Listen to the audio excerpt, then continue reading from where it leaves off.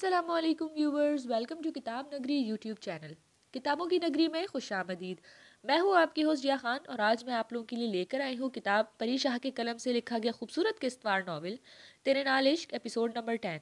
Episode की जाने बढ़ने से पहले चैनल को कर लीजिए सब्सक्राइब, वीडियो को लाइक और बेल आइकन दबा दीजिए क्योंकि इसी तरह हमारे आने वाली हर एपिसोड आप तक पहुँचेगी। अब बढ़ते हैं एपिसोड की जाने। शीशों से ढकी वो इमारत दोपहर के इस वक्त सर उठाकर आसमान को देख रही थी, जहां से कतरा कतरा पानी के इसके ऊपर गिर रहा था। मानसून का मौसम आते ही हर तरफ नमी सी हो गई थी। सुबह ही हल्की हल्की बूंदाबांदी हो रही थी, लेकिन इमारत के अंदर मामूल से के काम हो रहे थे। ऑफिस के वर्कर राहदारी में आ जा रहे थे।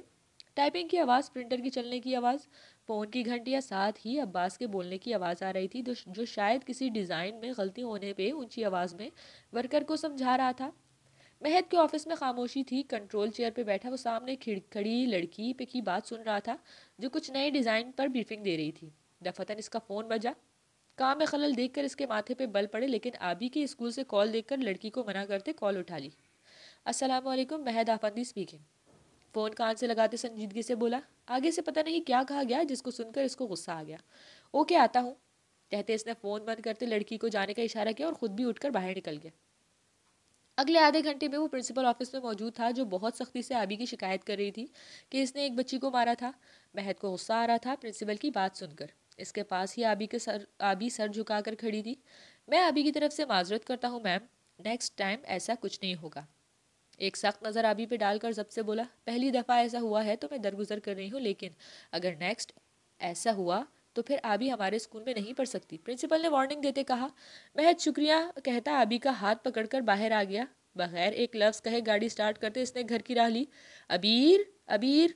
घर में दाखिल होते वो जोर से बोला। अबीर इसके गुस्से से भरी आवाज़ सुनकर भागी भागी नीचे आई। क्या हुआ, आप ऐसे क्यों चिल्ला रहे हैं, और ये अबीहा इस वक्त घर पे क्यों? तबीयत ठीक है इसकी? अबीर हवास बाख्ता होती बोली। शाजिया बेगम भी इसकी ऊंची आवाज़ सुनकर अपने रूम से बाहर आ गई थी। ये तरबियत कर रही हैं आप मेरी बेटी की कि वो स्कूल जाकर दूसरे बच्चों से लड़ाई करे? हालत देखें इसकी। आबी का बाजू पकड़ते इसके सामने किया, जो महद की ऊंची आवाज़ सुनकर रोने लगी थी। अबीर ने इसको देखा। बाल बिखरे हुए थे, रोने से चेहरा और आंखें सुर्ख हो गई थी। गाल पे शायद हल्की सी खरोश थी और यूनिफॉर्म भी बाजू से फटी हुई थी। क्या हुआ है महद, ऐसे क्यों बोल रहे हो? शाजिया बेगम हैरानी से बोली कि बहुत कम ही वो इतना गुस्सा करता था और घर पे आबी के सामने तो बिल्कुल नहीं करता था। आपको पता भी है आबी ने आज स्कूल में लड़ाई की है। इस बच्ची की आंख निकल सकती थी, इतनी बुरी तरह से मारा है इसको। ये सब इनकी वजह से हुआ है। और आप, ऐसे तरबियत की जाती है बच्चों की? बड़े जब्त से दांत पीस कर कहता अबीर की तरफ मुड़ा, जो हक्का बक्का खड़ी थी। रोती हुई आबी इससे हाथ छुड़वा कर अबीर के पास भागी तो अबीर ने इसको बाहों में लेते सीने से लगा लिया। अभी मैं कुछ नहीं कहना चाहती, जब आपका गुस्सा कम हो जाएगा तो बात करेंगे। आबी को खामोश करवाती इसके रूम में ले गई। ये सब आराम से भी बोला जा सकता था महद। शाजिया बेगम तासुब से सर हिला गई। बस मैं ही गलत हूँ, लब भेज कर कहता ऊपर गया और धार से दरवाजा बंद किया। मेरी जान, चुप हो जाए बस, और नहीं रोना। इसको बेड पे बिठाकर अबीर इसके सामने बैठ गई, लेकिन वो चुप होने की बजाय और जोर से रोने लगी थी और अबीर तो जैसे तड़प उठी थी। अभी हाँ अम्मू की जान, नहीं रोए ना। इसको सीने से लगाए, इसको अपनी आंखें नम हो गई। बाबा अच्छे नहीं है, इन्होंने मुझ पर शाउट किया। हिचकियों से रोती वो मुश्किल से बोली। बस बस मेरी जान, आप बस रोना बंद करें। इसके आंसू साफ करते हुए प्यार और नरमी से बोली। अभी है इसकी गोद में मुंह छुपा गई। महक के गुस्से से वो डर गई थी। अबीर बगैर कुछ कहे इसके बालों में हाथ फेरने लगी। मुझे बताएं अबीहा, क्या हुआ था स्कूल में? इसके आंसू खुश्क हुए तो इसको सीधा करते अपने सामने बिठाया। आप भी बाबा की तरह गुस्सा करोगी? इसकी आंखों में फिर से आंसू जमा होने लगे। नहीं, मैं कोई बाबा की तरह एंग्री मैन थोड़ी हूँ। मैं बिल्कुल गुस्सा नहीं करती। इसके माथे पे लब रखते वो हल्के फुल्के लहजे में बोली। प्रॉमिस? इसने हाथ सामने किया। प्रॉमिस मेरी जान। इसका छोटा सा हाथ लबों से लगाते हुए प्यार से बोली तो आबी को थोड़ा हौसला मिला। आज मेरे स्कूल में मेरी फ्रेंड को मैंने अपनी कलर बुक दिखाई और बोला कि मेरी अम्मू ने मेरी हेल्प की है ये बनाने में, लेकिन जब मैंने वो वाला पेज खोला तो वो सब ख़राब हो गया था, इस पे कलर गिर गया था। तो मेरी फ्रेंड ने बोला कि तुम्हारे अम्मू ने किया होगा। मैंने इसको बोला कि मेरी अम्मू ऐसा नहीं करती। तो इसने बोला स्टेप मामा गंदी होती है, बच्चों को मारती है, तुम्हारी अम्मू भी ऐसी होगी। फिर मुझे गुस्सा आ गया। इसने आपको गंदी बोला। मैंने अपना कलर वाला बॉक्स इसको मार दिया। मुंह बसोर कर इसने एक एक बात बता दी, और ये बात तो वो खुद भी जानती थी कि आबी इसको लेके दिन ब दिन बहुत शिद्दत पसंद होती जा रही थी। अच्छा चले आए चेंज करें। सारा यूनिफॉर्म ख़राब हो गया। सर हिलाकर इसने आबी को गोद में उठाया और वॉशरूम में ले गई। शावर करवा के इसको चेंज करवाया और इसको खाना खिलाया, इसके गाल पे लगी खरोच पे दवाई लगाई और इसी के रूम में वापस आ गई। अब आप मेरी बात गौर से सुनना, ठीक है ना? इसको अपने सामने बिठाते इसने हाथ अपने हाथों में लिए बोली। अभी पूरे ध्यान से इसको देख रही थी। आपकी फ्रेंड ने मुझे बुरा बोला तो क्या मेरी मैं बुरी बन गई? इसके अंदाज पे बात शुरू की तो अभी ने सर हिलाया। आपकी फ्रेंड तो मुझे जानती ही नहीं है ना कि मैं अच्छी हूँ या बुरी। पर आप तो जानती हो ना मुझे। जो अच्छे बच्चे होते हैं ना वो ऐसी लड़ाई बिल्कुल नहीं करते। अगर आपको कोई बात बुरी लगती है ना तो इसको इग्नोर करना चाहिए, और अगर आप कुछ कहना करना नहीं चाहते हैं तो आराम से दूसरों को समझाना चाहिए और फिर इसको इसके हाल पे छोड़ देना चाहिए। हम किसी की सोच बदल नहीं सकते। और एक बात, अपने गुस्से को कंट्रोल करना चाहिए। पता है कैसे गुस्सा कंट्रोल करते हैं? इसकी आंखों में देखते वो आहिस्ता आहिस्ता बोल रही थी। आबी ने नाम में सर हिलाया। जब गुस्सा आता है ना तो हमें खामोश हो जाना चाहिए, क्योंकि गुस्से में हमें कुछ समझ नहीं आता हम क्या कर देते हैं या क्या कह देते हैं। फिर बाद में हमें एहसास होता है तो हम फिर कुछ कर नहीं सकते। जैसे आपने भी गुस्से में अपनी फ्रेंड को मार दिया और फिर बाद में जब आपको समझ आया तो आपको अच्छा नहीं लगा और फिर टीचर, प्रिंसिपल और बाबा से डांट भी पड़ी। आबी ने हाँ में सर हिलाया। वो बहुत आहिस्ता आहिस्ता और नरमी से बोल रही थी और अभी इसकी हर बात समझ रही थी। इसलिए हमेशा गुस्से को कंट्रोल करना चाहिए, क्योंकि गुस्से में इंसान से हमेशा गलत काम ही होता है। गुस्सा इंसान की अकल को खा जाता है। इसलिए जब गुस्सा आए तो खामोश हो जाना चाहिए और कोई भी कुरानी आयत पढ़ लेनी चाहिए, ठीक है ना? आपको समझ आया? आहिस्ता से बात खत्म करते इसने आबी को देखा जो पूरी तवज्जो से सुन रही थी। ये सम्मो, मैं समझ गई, बट कौन सी आयत पढ़नी है? सर हिलाते हुए बोली। तो आपको जब भी गुस्सा आए तो दुरूद पाक पढ़ लेना, ठीक है? इसकी बात सुनते आबी ने ज़ेरे लब पढ़ा, फिर मुस्कुरा दी। आपकी जिस दोस्त से लड़ाई हुई इसको आप किसी दिन घर लेकर आना और मुझसे मिलवाना। फिर इसको पता चल जाएगा कि स्टेप मामा बुरी नहीं होती। और कल आप अपनी फ्रेंड से सॉरी कर लेना। इसको चोट लगी है ना? इसके माथे पे लब रखते बोली तो आबी ने सर हिला दिया। चलो अब आप अपना होमवर्क करो, मैं बाबा से बात करती हूँ। इसका गाल प्यार से चूमती वो रूम से निकल गई। आबी ने इसको जाते देखा और उठ के दरवाज़ा बंद किया और तानिया की तस्वीर के पास पहुंची। थैंक यू मामा, आपने अम्मू को मेरे पास भेज दिया। वो बहुत अच्छी हैं, बिल्कुल आपकी तरह प्यार करती हैं। और आपको पता है, अम्मू सबसे ज़्यादा प्यार करती है, बाबा से भी ज़्यादा।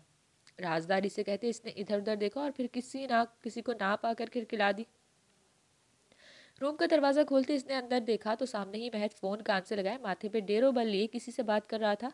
चेहरे पे अभी तक गुस्सा नजर आ रहा था, जिसको कंट्रोल करने के लिए बार बार चेहरे पे हाथ फेरता, लेकिन कोई फ़ायदा नहीं था। अबीर एक नज़र इसको देखती बेड की तरफ बैठ गई और अपनी डायरी निकाल कर कुछ लिखने लगी। तकरीबन 15 मिनट बाद इसने फ़ोन बंद करके बेड पे फेंका और मुस्तरिफ सा रूम में चक्कर लगाने लगा। चेहरे पे सोच की परछाइयाँ थी। अबीर ने अपनी डायरी बंद की और साइड टेबल से पानी का गिलास हाथ में लेते इसके सामने जा खड़ी हुई।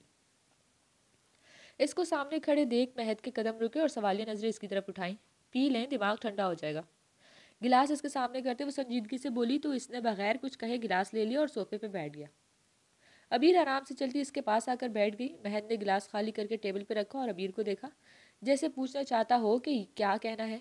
अबीर ने मुस्कुराते इसके दोनों हाथ अपने हाथों में लिए और लब खोले। मेरी बात बगैर कुछ कहे सुनिएगा। महक ने अपने हाथ इसके हाथों से निकालने चाहे, लेकिन इसने मजीद मजबूत पकड़ लिए। अबीहा अभी 7 साल की छोटी सी बच्ची है, नहीं जानती ठीक क्या है और गलत क्या है। आज इसने लड़ाई की जो कि गलत था। हम इसको समझाएंगे तो वो समझ जाएगी। इसकी गहरी सुरमई आंखों में देखते इसने अपने मखसूस नरम लहजे में बोलना शुरू किया। छोटे बच्चे बिल्कुल कच्ची गीली मिट्टी की तरह होते हैं। हम इनको जैसे सांचे में ढालना चाहें ढाल सकते हैं। ज़्यादा मुश्किल काम नहीं है। इनका दिमाग बहुत तेज़ी से काम करता है। हम जो इनको कहते हैं इसका इतना ज़्यादा असर नहीं होता, लेकिन जो खुद देखते हैं, खुद ऑब्जर्व करते हैं, इसका बहुत असर होता है। और अबीहा भी अभी यही करती है। वो मुझे, आपको, माँ को और पापा को ऑब्जर्व करती है। जो हम इसके सामने करते हैं वो सब इसके दिमाग में महफूज हो जाता है और वही करने की कोशिश करेगी जो हम करते हैं इसके सामने। इसने स्कूल में लड़ाई की, प्रिंसिपल की बातें सुननी पड़ी, आपको अपना काम छोड़कर जाना पड़ा, आपको गुस्सा आया, जिसका इजहार आपने नीचे बहुत अच्छी तरीके से किया। महद ने कुछ कहना चाहा लेकिन फिर चुप हो गया। लेकिन आपने ये सोचा कि अबीहा ने अपने बाबा का कौन सा रूप देखा होगा? ये सोचा कि आपके इतनी ज़ोर से चिल्लाने पे इसके दिमाग ने क्या महफूज किया होगा? ये सोचा कि जब बच्चों के सामने माँ बाप में इस तरह की कोई बात होती तो बच्चे क्या सोचते हैं? इनके नन्हे दिमाग का तस्वीर महफूज महफूज करते हैं। इसकी बात पे महज सोचने लगा कि वो ठीक कह रही थी। इसने गुस्से में अभी के सामने बहुत ज़्यादा रिएक्ट कर दिया था, वरना कभी भी वो अभी के सामने गुस्सा नहीं करता था, और अगर गुस्सा आता भी तो घर से दूर रहता। आप भी अपनी जगह ठीक है, लेकिन अपने लिए नहीं, अबीहा के लिए अपनी आदत में थोड़ा चेंज लेकर आए। इस तरह इसके सामने ऊंचा बोलने से परहेज करें और ये जो आपका गुस्सा है इसको प्लीज़ घर से बाहर छोड़ कर आया करें। आखिरी बात वो ज़रा शरारत से बोली तो महद ने जल्दी से अपने हाथ इसके हाथों से निकाले। मैं आइंदा ख्याल रखूंगा। कुछ पीछे होकर बैठते संजीदगी से बोलते नजरें अपने फ़ोन पे जमा ली। वैसे आज मुझे पता चल गया अबीहा गुस्से में बिल्कुल अपने बाप पे गई है। जानते हैं इसने क्यों मारा था अपनी दोस्त को? लब दबाते इसने महद की तरफ देखा तो महद ने फ़ोन से नजरें उठाकर इसको देखा। इसकी दोस्त ने इसकी अम्मू को बुरा कहा तो अबीहा को गुस्सा आ गया और गुस्से में इसने वही किया जो आप करते हैं। मुस्कुराती शरारती नज़रों से इसको देखते वो वहां से उठ गई। मैं गुस्से में किसी को मारता नहीं हूँ। महद पीछे से बेख्तियार बोल उठा। अबीर हंस पड़ी। महद अपनी बेख्तियारी पे खजल होता वहां से उठकर स्टडी की तरफ बढ़ गया। ये डायरी किसकी है? ड्रेसिंग पे डायरी देखकर इसने पूछा तो महद रुक गया। शायद आपकी दोस्त की है जो कल आई थी। आमना को लॉन से मिली तो वो यहाँ रख गई। एक नज़र इसके हाथ में पकड़ी ब्लू कवर वाली डायरी पे डाली और वहां से स्टडी में घुस गया। अबीर ने डायरी खोल कर देखा। पहले सफ़े पे नाम लिखा था हफ्सा जमान। इसने सफ़ा पलटा तो कुछ शायरी लिखी थी और फिर नीचे से कुछ लिखना शुरू किया था। अबीर ने एक नज़र देखा और बंद करके अपने साइड ड्रॉज में रख दी जहाँ वो अपनी डायरी रखती थी। अपने पढ़ने का टाइम नहीं था कि अभी के लिए कुछ बनाना था और अपनी असाइनमेंट भी बनानी थी। शाह खावर की मीठी मीठी किरणें पूरी कोशिश से उल्वी हाउस में दाखिल हो रही थी। आज सुबह काफ़ी हफ्ज़दा सी तुलू हुई थी। अगस्त का आगाज़ था लेकिन अभी भी गर्मी का जोर टूटा नहीं था। परसों रात होने वाली तेज़ बारिश और कल की बूंदाबांदी भी गर्मी को कम करने में नाकाम मालूम होती थी। घर से बाहर काफ़ी निकलते ही सख्त गर्मी का एहसास होता था लेकिन घर के अंदर काफ़ी सुकून था। ऐसे में हमदान उल्वी के कमरे में अभी तक भारी पर्दे गिरे हुए थे जिसकी वजह से कमरे में अंधेरा था। नाइट बल्ब की रोशनी और एसी की कूलिंग में कमरे का माहौल ख्वाबनाक हो रहा था। कमरे का मालिक अभी भी गहरी नींद में लगता था। नींद में भी इसके खूबसूरत चेहरे पे तकलीफ से आसार थे। ऐसे लग रहा था जैसे वो कोई डरावना ख्वाब देख रहा था। साइड टेबल पे पड़े मोबाइल की घंटी इसके चेहरे के तासुर बदलने लगी। मोबाइल बज बज कर बंद हो गया तो हमदान ने बहुत मुश्किल से आंखें खोली। चंद लम्हे इर्द गिर्द देखकर इसने समझना चाहा कि वो कहाँ है। अपने रूम को देखते वो उठ बैठा लेकिन सियाह आंखों में अभी नींद की वजह से सुर्ख डोरे थे और माथे पे बल पड़े हुए थे। मोबाइल उठाकर देखा तो इसके सेक्रेटरी का मैसेज था जो आज की मीटिंग का टाइम और जगह बता रहा था। बेदिली से जवाब देते इसने मोबाइल बेड पे फेंक दिया। आजकल इसका कोई काम करने का दिल नहीं करता था। कल भी इसने सारा दिन घर पे फारिग ही गुजार दिया। आंखें बंद करके बेड क्राउन से टेक लगाए बैठ गया लेकिन जहन के पर्दे पे कुछ देर पहले वाला ख्वाब था। ख्वाब नहीं था, हकीकत ही थी कि कैसे इसने अबीर को जलील किया था और फिर भी अबीर ने इसको जाते जाते दुआ दी थी। वो आज तक नहीं समझ सका था कि इसने क्यों हमदान को दुआ दी थी। हालांकि इसको तो बदुआ देनी चाहिए थी कि हमदान ने इसके किरदार पे उंगली उठाई थी और यही वो बात थी जिसकी वजह से बार बार ना चाहते हुए भी इसको याद करता था जो अब कहीं नहीं थी। कुछ देर यूं ही लेटे रहने के बाद वो कुछ सोचता उठकर वॉशरूम में घुस गया। 20 मिनट ठंडे पानी से शावर लेने के बाद वो कुछ फ्रेश था। वॉशरूम से बाहर निकला तो जाने के लिए तैयार था। ब्लैक जीन्स पे ब्लैक टी शर्ट और वाइट कोट में बहुत अच्छा लग रहा था लेकिन इसके चेहरे पे वो ताजगी वो रौनक नहीं थी जो कुछ वक्त पहले होती थी। हैरत से इसने अपना चेहरा देखा। वीरान आंखें, आंखों के नीचे बड़े बड़े गहरे हल्के, बड़ी हुई दाढ़ी, तीन रंगत। ये वो हमदान उल्वी तो नहीं जो एक सेलिब्रिटी था जिसके पीछे एक दुनिया दीवानी थी। क्या एक मामूली सी लड़की की चंद बातों चंद यादों ने हमदान उल्वी को इतना कमज़ोर कर दिया कि इसने दुनिया का सामना छोड़ दिया। इसने खुद कलामी की। मैं इतना कमज़ोर नहीं हूँ कि किसी की मोहब्बत की वजह से सब छोड़ दूँ और वैसे भी ये मोहब्बत नहीं है, बस वक्ती जज्बा है जो ख़त्म हो जाएगा। मैं मज़ीद इसकी वजह से अपने आप से गाफिल नहीं हो सकता। मेरा कैरियर है, एक पहचान है मेरी और मैं इसकी वजह से बिल्कुल ये सब नज़रअंदाज नहीं करूँगा। मैं इससे मोहब्बत नहीं करता। ये वक्ती जज्बा है, ख़त्म हो जाएगा। खुद को अच्छे से बावर कराते इसने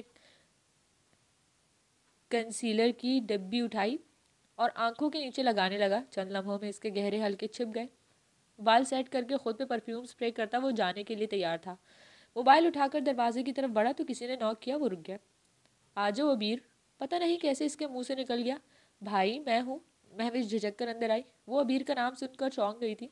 हाँ बोलो महविश। मोबाइल पे किसी को मैसेज करते वो बोला तो महविश ने रुक कर इसको देखा और इसको खुद नहीं पता चला कि इसने अबीर का नाम लिया था। वो अम्मी पूछ रही हैं कि नाश्ते में क्या लेंगे और इनको आपसे ज़रूरी बात भी करनी है। इसको मोबाइल में मसरूफ़ देखकर महविश आहिस्ता से बोली, नाश्ता नहीं करूँगा, मेरी मीटिंग है और बात रात को करेंगे। बगैर उसको देखे वो मोबाइल कान से लगाता बाहर की तरफ बढ़ा। भाई वो नीचे चला जाता कि महविश ने फिर बोला। मोबाइल कान से हटाकर इसने महविश को देखा जो तसब्बुब का शिकार थी, जैसे कुछ पूछना भी था और नहीं भी। आपने अबीर भाभी का नाम क्यों लिया? सादा सा सवाल था। हमदान की उंगलियां और दिल की हरकत साबित कर गया। ऐसे ही मुंह से निकल गया होगा। खुद को संभाल कर कहता वहाँ से चला गया, लेकिन अंदर से वो हिलकर रह गया था। अभी कुछ देर पहले तो इसने खुद को बावर करवाया था कि वो जो भी है बस भूल जाएगा, लेकिन क्या भूलना क्या इतना आसान है। हमदार उल्मी नहीं जानता था। घर से बाहर निकलते खैर इरादी तौर पे लॉन की तरफ देखा, जहाँ चेयर्स पड़ी थी, वही जगह जहाँ इसने 3 बोल बोल कर अपने पाँव की जंजीर तोड़ी थी, जहाँ इसने किसी के किरदार पे उंगली उठाई थी। दिल एकदम से तड़प उठा था, लेकिन दिल की तड़प इसने हमेशा की तरह नज़रअंदाज की थी और इसको भूलने का फैसला किया था। लेकिन वो नहीं जानता था कि दिल किसी को नहीं भूलता। इसको तो किस्मत पर भी नहीं, जिसने जुल्म सहने के बाद दुआ दी थी। तो जनाब, कैसी लगी आज की किस्त? अपने तबसरे ज़रूर शेयर कीजिएगा। क्या होने वाला है आगे की कहानी में? इस वाक़े के बाद महद अपना दिल नरम कर सकेगा या नहीं? क्या हमदान भूल जाएगा अबीर को, या किस्मत का फ़ैसला कुछ और है? जानने के लिए इंतज़ार कीजिए अगली किस्त का। खुश रहे और खुश